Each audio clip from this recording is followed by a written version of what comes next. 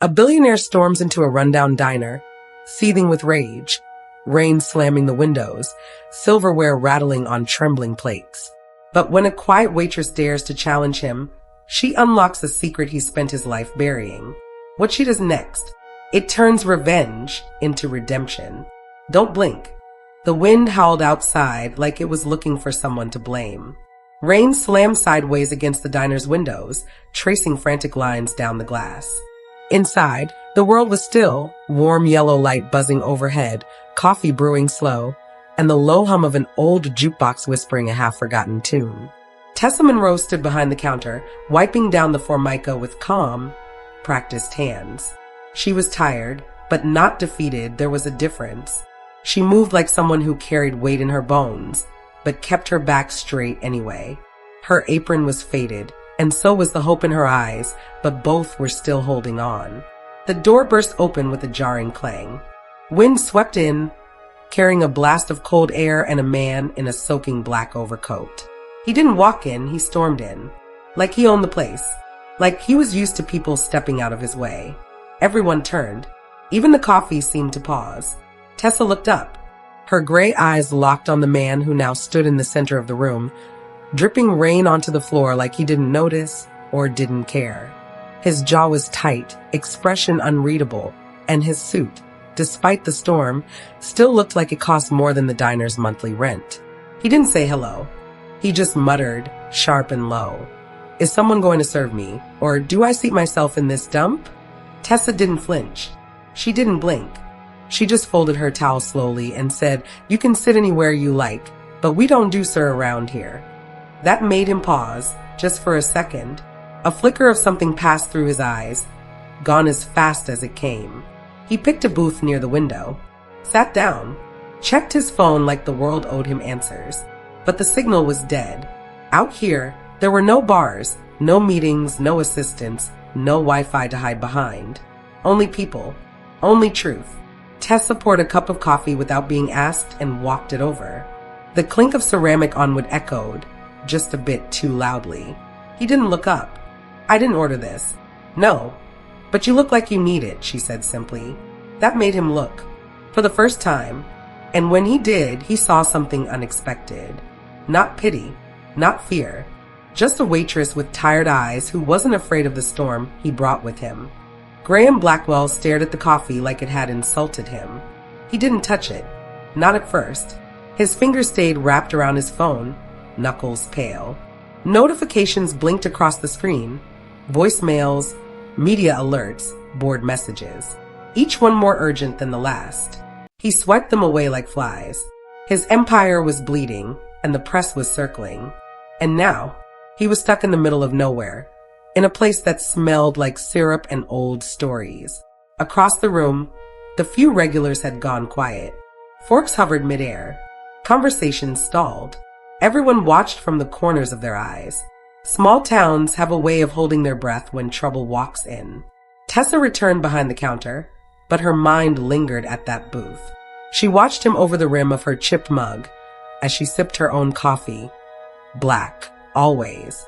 He was the kind of man who made people brace themselves, but she didn't. She'd seen storms before. Real ones. Ones that didn't just yell, they took things. She started cleaning again, slow and steady, like the silence didn't bother her. But something about him did. There was a tension in his shoulders that didn't come from weather. Or ego.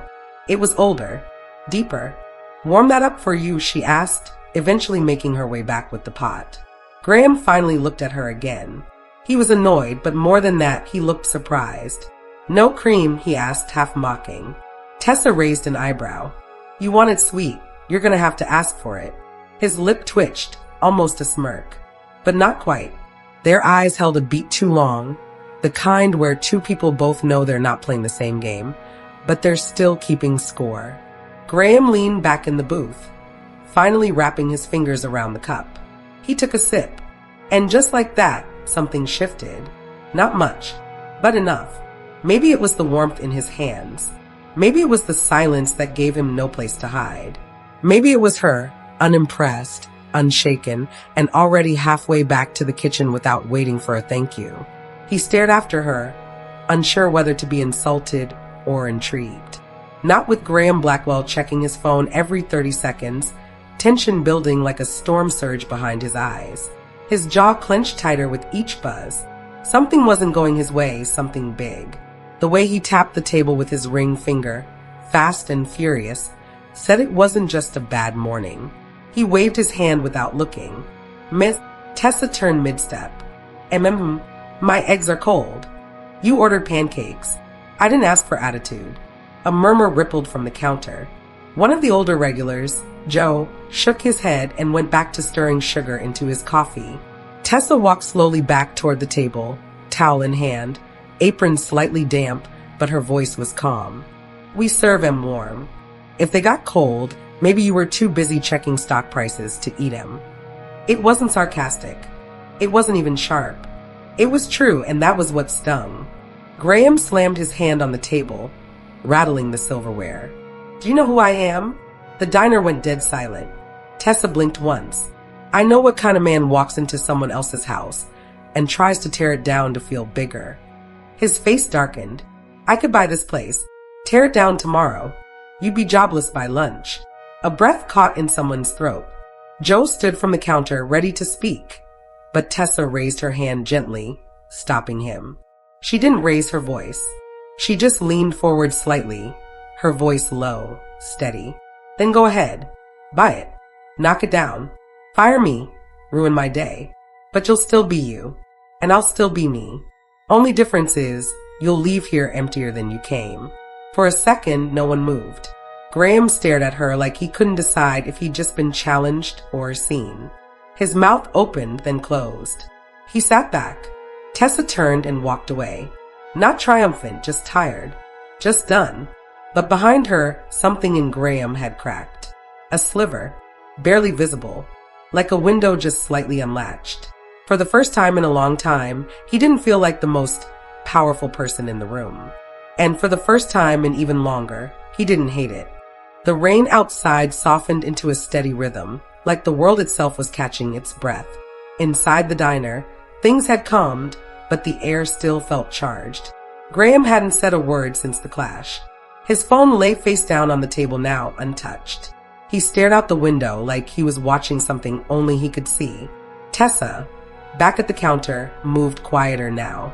Her shoulders were tense, but her face stayed calm. She poured coffee for the regulars, smiled out of habit, but her mind was elsewhere, still locked on the man in the booth with the storm in his eyes. Finally, Graham spoke. Not loudly, just enough for her to hear. This place always this self-righteous? Tessa looked over her shoulder. Only when someone walks in swinging a wrecking ball.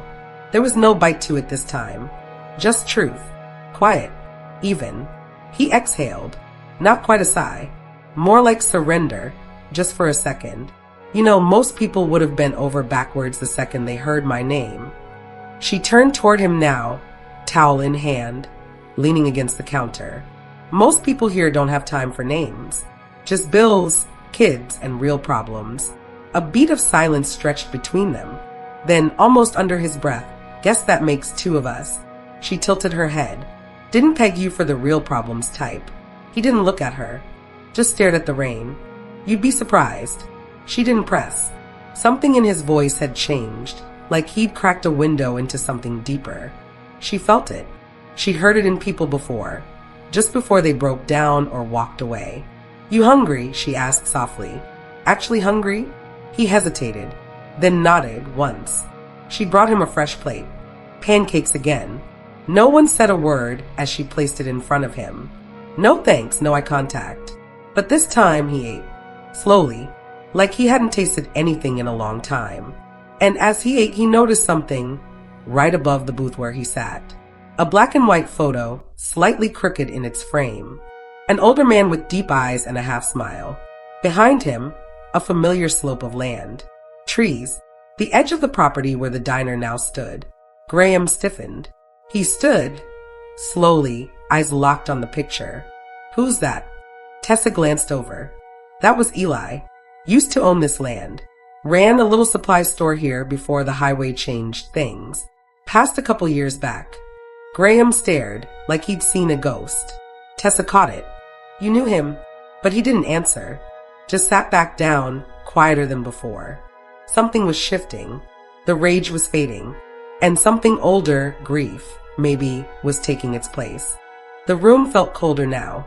Not because of the rain, it was still falling softly outside, but because the photo on the wall had stirred something neither of them could ignore. Tessa moved slowly as she refilled a customer's mug, but her eyes kept drifting back to Graham. He hadn't touched his pancakes again. He was staring down at the table now, hand resting loosely near his untouched phone, fingers motionless. She approached him gently. "You okay?" Graham didn't look up right away. When he finally did, his voice had changed. It was quieter, rough around the edges. "I haven't seen his face in 20 years. Tessa blinked. "You mean Eli?" He gave the smallest nod. "My father," he said flatly. The words fell like a weight into the silence. Tessa's breath caught for a moment, but she recovered quickly, too quickly, really. Her eyes flicked to the photo again, then back to him. "I didn't know," she said, and it wasn't just polite. It was honest. He never mentioned family. Just said he had a son once who left and didn't write back. Graham flinched, but only slightly. "That sounds like him," he muttered. He was too proud to ask. "I was too angry to forgive." Tessa sat down across from him now, just for a moment. Not as a waitress, not even as a stranger, as someone who understood what silence could cost. "You know," she said softly, "he came here almost every morning. Sat where you are now. Told stories to anyone who'd listen. Even when he got too sick to finish a sentence, he still came." Graham swallowed hard. His gaze stayed fixed on the tabletop. "I should have come back," he whispered. "But I wanted to make something of myself first. Prove I didn't need him." Tessa studied him for a beat. She didn't pity him. She saw him like someone looking past the armor to the wound underneath. He didn't want anything from you. Not in the end. He just wanted his boy to come home. The rain outside picked up again, but inside it was still. Graham finally looked at her. Really looked at her. "You knew him well." She hesitated, then nodded. "I helped out near the end. Took him groceries. Sat with him when he got too weak. He didn't say much, but he always watched the road. Like maybe one day. That one day had come. Too late. And yet somehow not entirely." Graham's eyes glistened, just for a second. Then he looked away. Tessa stood, giving him space. "I'll get you a to-go cup." He nodded, voice barely audible. "Thank you," he said. Not just for the coffee, for seeing the part of him no one else had. Tessa didn't rush as she poured the coffee. Her hands moved with a gentleness that hadn't been there earlier, like something inside her had softened, just enough to breathe again. Behind her, Graham sat in silence, still staring at the old photo. The lines in his face looked different now, not as hard. Like time had suddenly caught up with him, and he was letting it. She returned with the to-go cup and placed it in front of him. "You don't owe me anything," she said, before he could offer a tip or a deal or some neat, transactional gesture. "Not for the coffee. Not for the truth." Graham looked up, uncertain. "I thought I could fix things with money," he said quietly. "Turns out, some things don't take a check." Tessa gave him a faint, tired smile. "Some things just need a little time. Or forgiveness. Or both." He nodded, slowly. Then, without ceremony, he stood. For a moment, he just stood there, looking around the diner, the booths, the photo on the wall, taking it in like a man seeing something for the first time. The rain was still falling outside, but it didn't feel angry anymore. Just steady, cleansing. He walked toward the door, pausing before pushing it open. "He talked about me," he asked, not turning back. Tessa's voice was soft. "Every day." Graham's throat worked as he nodded once more. "Thank you," he said again, this time firmer. Then he stepped out into the rain, letting it hit him full in the face. And he didn't rush to his car. He just stood there for a long moment, breathing. Alone, but not lost. The door eased shut behind him, leaving the diner quiet once more. Tessa stood still, fingers resting on the edge of the counter, eyes on the empty booth by the window.